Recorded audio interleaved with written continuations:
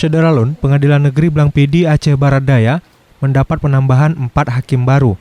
Acara penyumpahan dan pelantikan 4 hakim ini dilaksanakan oleh Ketua Pengadilan Negeri Blangpidi, Zulkarnain. Dengan demikian, kini Pengadilan Negeri Blangpidi sudah didukung 7 orang hakim.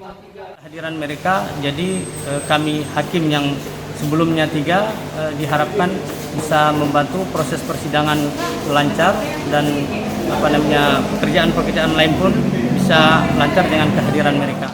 Adapun proses pelantikan keempat hakim ini dilakukan dengan mempertimbangkan protokol pencegahan penyebaran virus corona.